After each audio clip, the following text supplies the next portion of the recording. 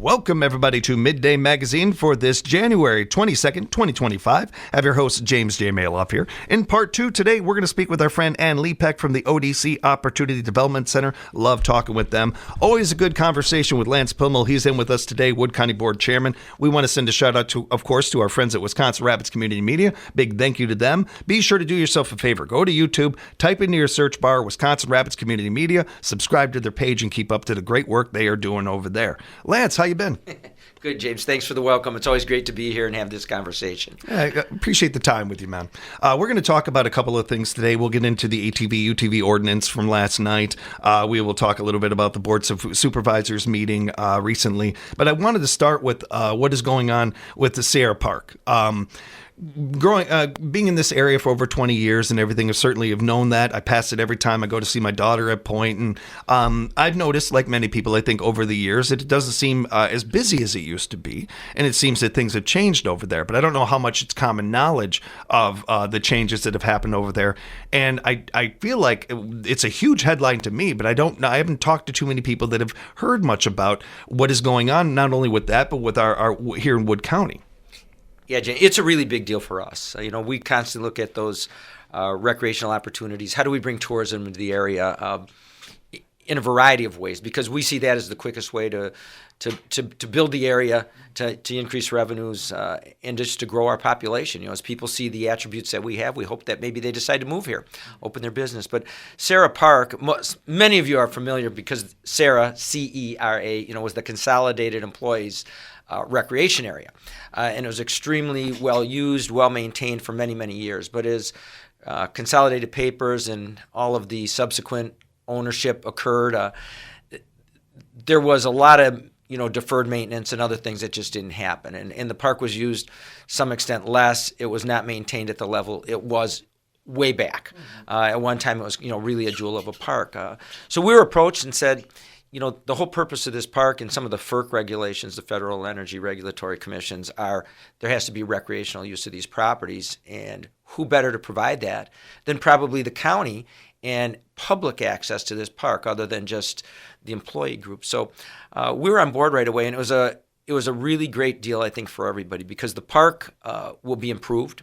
At the same time, there'll be public access. The cost of the county, other than the maintenance, updating and stuff like that, was relatively zero.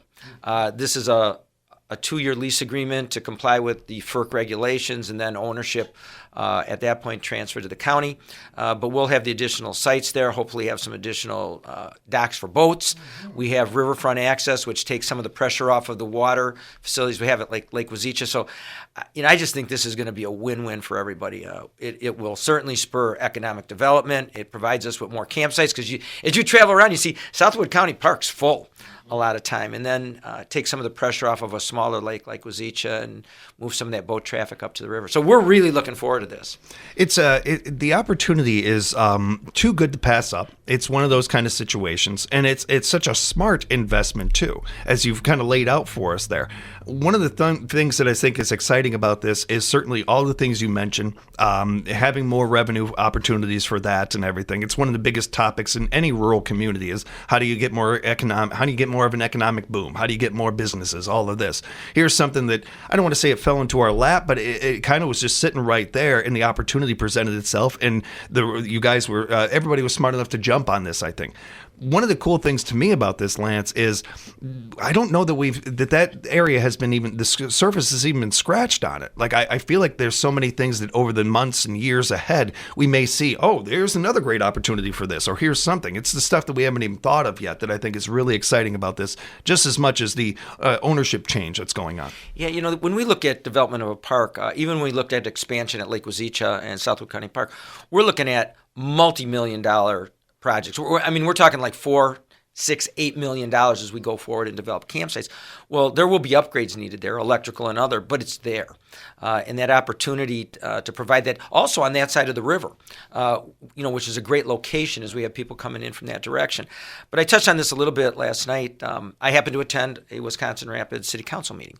And there was a report from the heart of Wisconsin, and they said the one thing that they noticed, it was at the top of their list, was lacking in our area right here, and I'm speaking specifically to Southwood County, was a lack of identity. And, one of the boards I sit on is our North Central Tourism Board. And tourism is going to be the quickest way to revitalize an economy. And, why have people put whether it's their boats, their trailers, their ATVs, UTVs on a trailer and go way up north when we have the ability to be that mecca right here in central Wisconsin? And this park plays into that perfectly because of all the opportunities.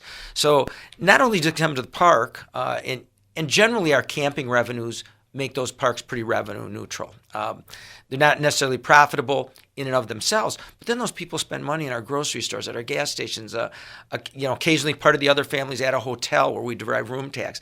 So, it's a tremendous boom to the area when we have those opportunities. And this came along at a very affordable price and at the right time. It's something that they're working really hard on now to, of course, make it safe and make sure that everything is set and ready to go when it does open and we bring it to the community. Another thing that I thought was important coming out of the articles that I read about this was the idea that they want to improve it, but also keep honor the history of the area. And I think that's unique, and that's great to see as well.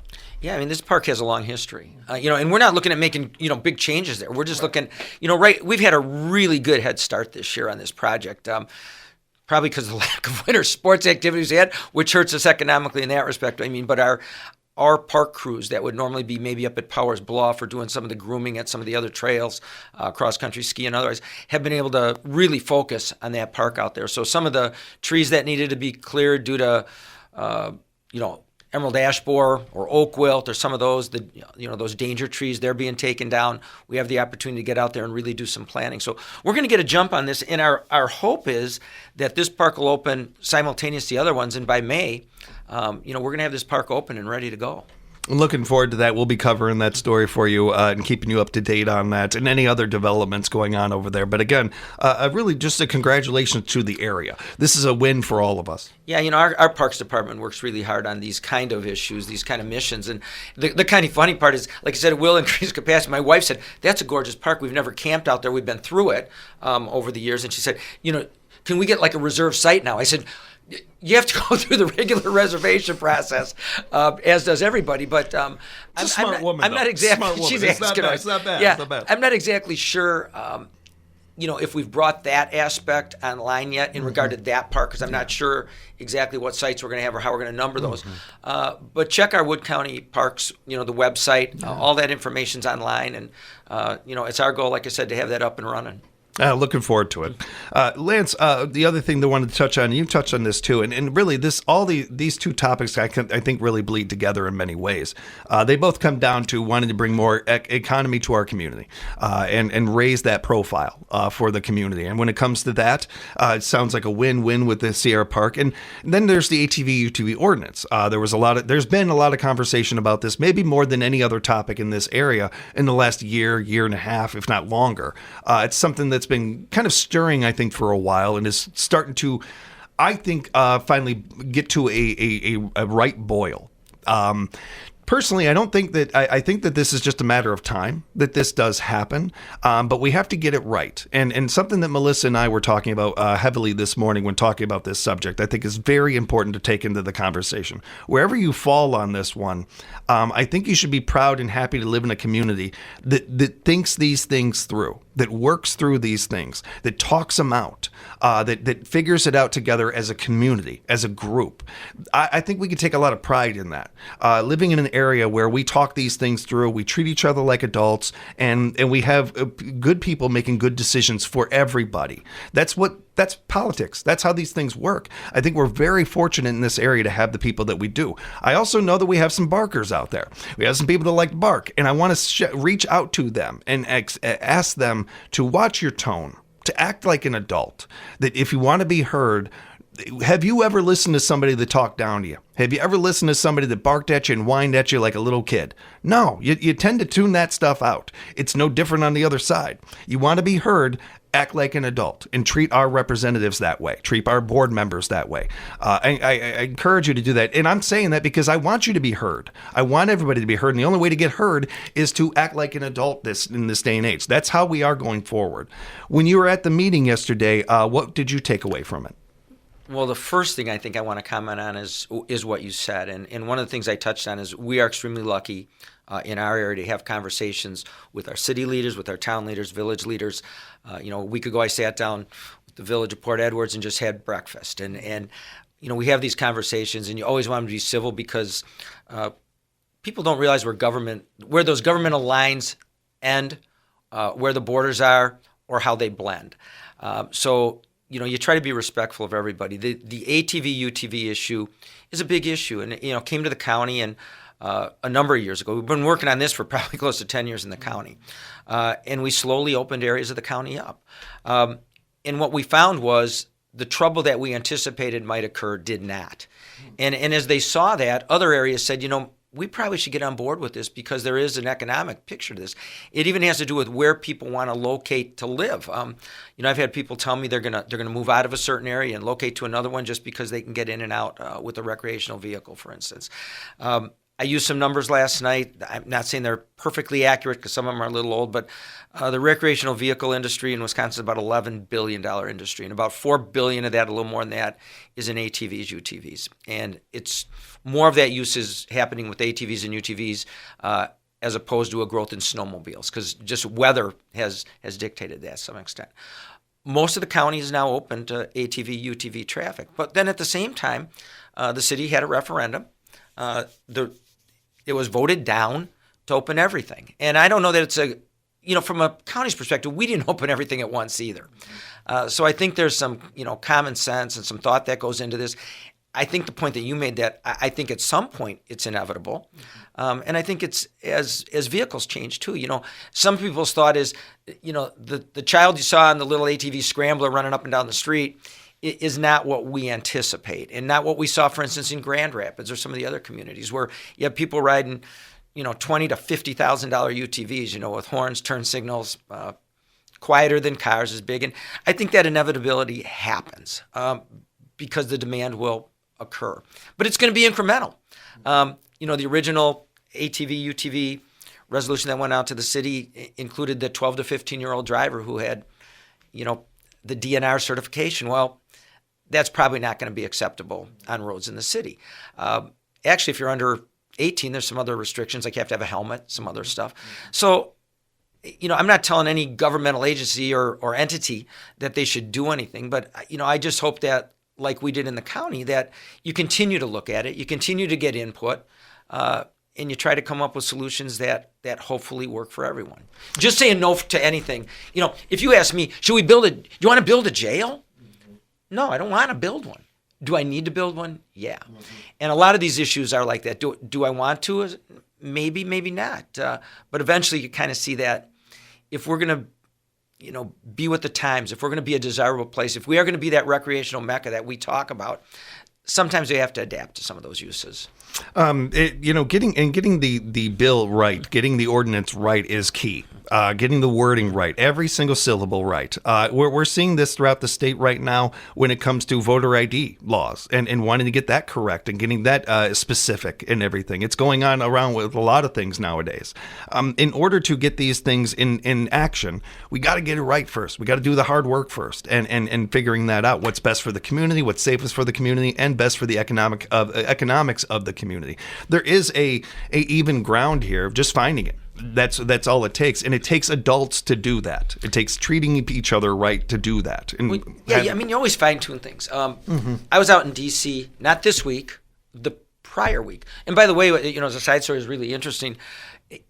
It's a trip that's planned a year ahead of time. It's not a trip; it's a conference. But I guess it's a trip too because they have to go.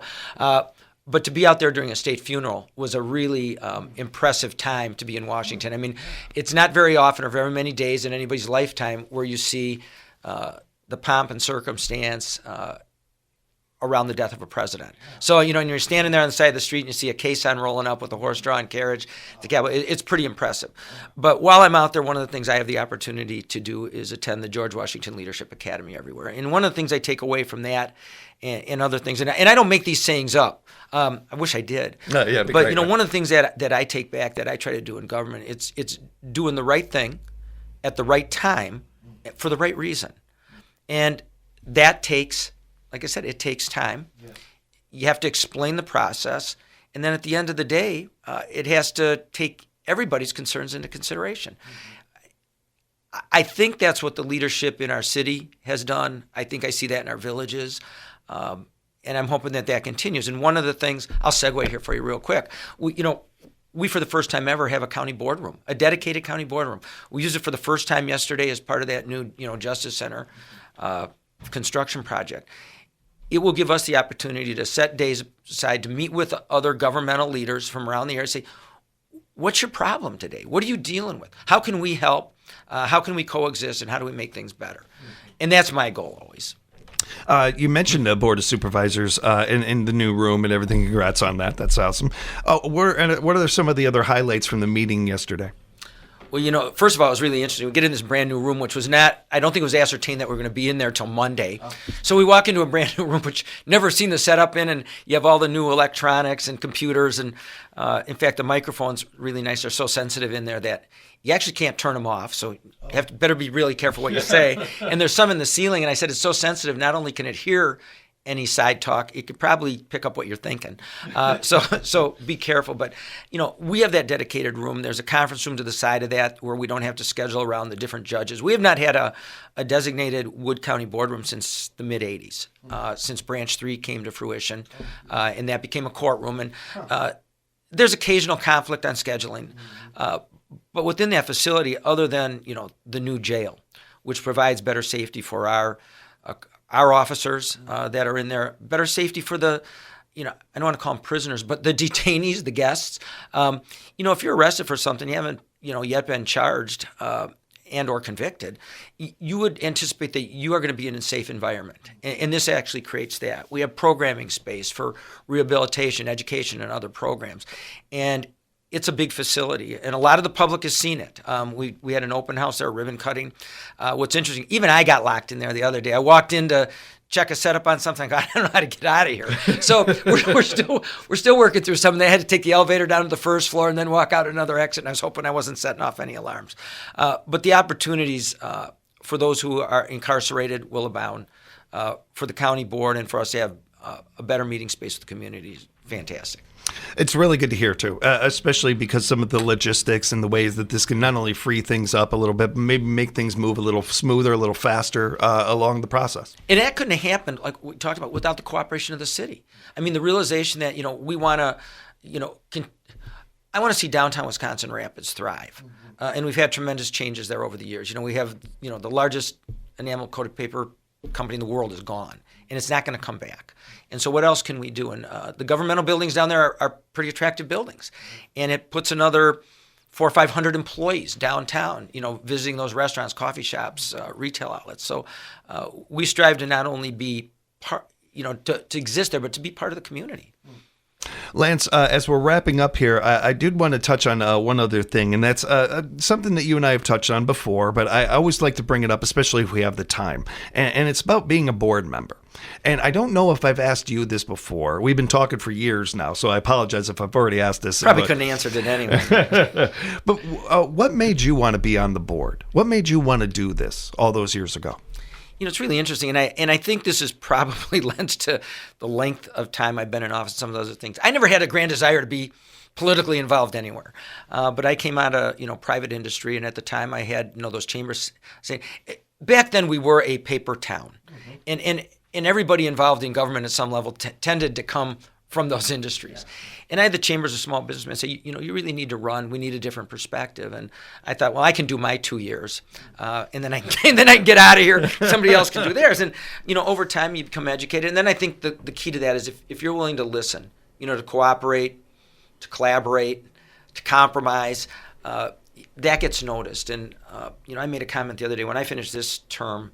I'll have been here 30 years.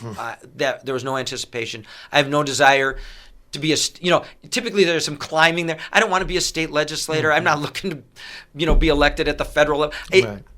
I really want to serve my community like most of the people doing that job. Because let me tell you, you don't get paid.